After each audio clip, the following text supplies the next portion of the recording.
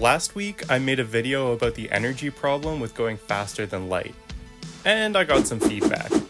Some pretty valid constructive criticism, actually. So this week I'm diving into this, the Lorentz factor, to explain the real reason we can't travel faster than light. Spoiler alert, energy is a big problem. It turns out something really weird happens as an object approaches the speed of light. Time, length, and mass, all things we take for granted, begin to change. The Lorentz factor accounts for this. Let's start with time. It's a weird one. As an object approaches the speed of light, time slows down. Let's say you and a friend were both 30 years old, and one of you got on a spaceship and traveled near the speed of light, let's say 0.85 times the speed of light, for 15 years. When your friend got back to Earth, your friend would be 45, but you would be older, 58 years old, because time went slower for your friend. The interesting thing is that to your friend on the spaceship, time would have seemed totally normal. But when they returned to Earth, they'd be surprised to find everyone much older than they would have expected. This is known as time dilation. Length also does some funny things as an object approaches the speed of light.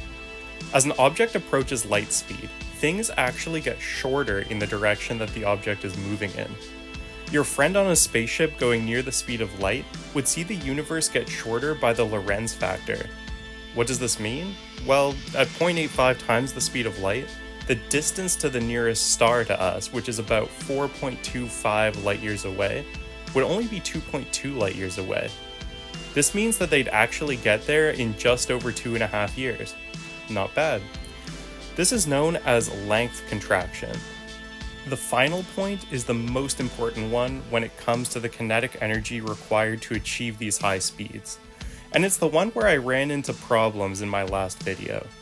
The mass of an object increases as it approaches the speed of light. If I were to take a spaceship the same mass as the space shuttle, around 99,000 kilograms, and bring it to 0.85 times the speed of light, its mass would increase to about 187,900 kilograms, almost double its original mass. The increase in mass as an object approaches light speed leads to really big energy problems. The amount of kinetic energy required approaches infinity. The kinetic energy required to bring the 99,000 kilogram space shuttle to 0.85 times the speed of light would be 7.993 billion terajoules, or about 13.8 years of all human energy use at our current rate. So, kinetic energy is a huge barrier when it comes to bringing spacecraft to near light speed, and achieving faster than light travel is impossible due to the infinite energy requirements. Don't forget to like and subscribe. Thanks for watching, and I appreciate the feedback on the last video. Definitely check out these other videos I have here, and I'll catch you next time.